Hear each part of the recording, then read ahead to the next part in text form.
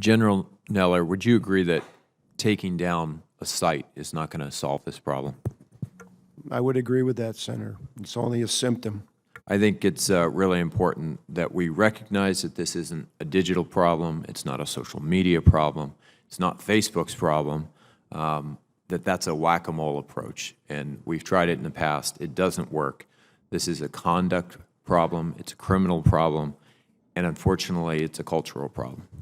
And you said in your opening testimony that it's your inclination to resist that description of cultural, but I think it's important to recognize that until we recognize that for what it is, this won't change. Now, this pattern of social media groups pasting pictures of female Marines without consent, I've seen some pictures, screenshots glorifying horrible sexual violence. It's happened before.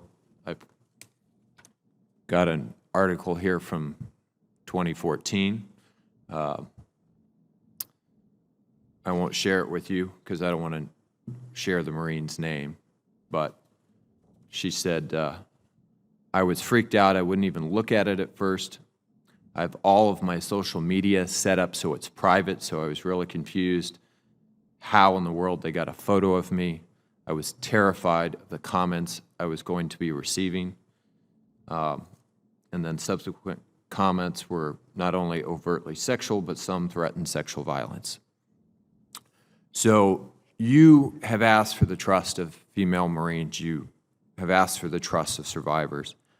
I just want to ask you, given that this has happened again and again, it's pervasive in the social media environment in particular, what would you say to those female Marines to demonstrate that Marine Corps leadership has earned that trust?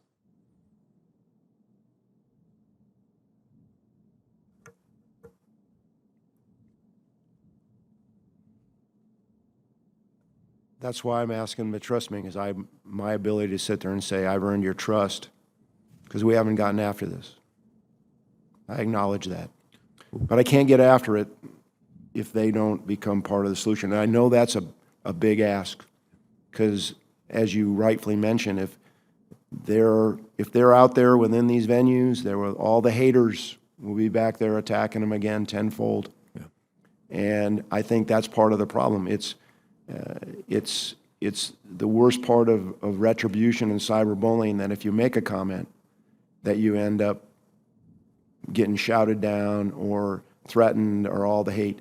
And I mean, it's going to come, I'm sure you deal with that. Maybe I know I'm going to deal with it. I've dealt with it. I'm going to certainly deal with it after today.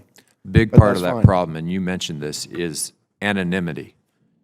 Are active duty Marines allowed to participate in social media in that space anonymously? And have you looked at that issue, that maybe the rights of active duty Marines in a social media environment might be different from just the general public?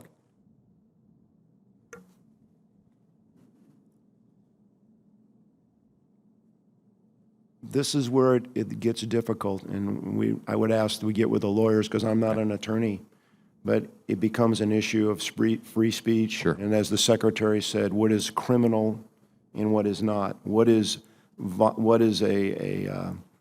conduct issue? What is consent to a picture and what is not consent to a picture? But there are individuals out there, whatever, that put their name, their unit, and there has to be accountability for that. So that's what I'm asking our women to help us with. Well, I would ask you to help us if there are specific changes to the UCMJ that you need to be able to address these sort of abusive behaviors. If there are specific changes to statutory changes for people who've already been discharged, we need to know what those potential tools are that we need to help you get ahead of this problem.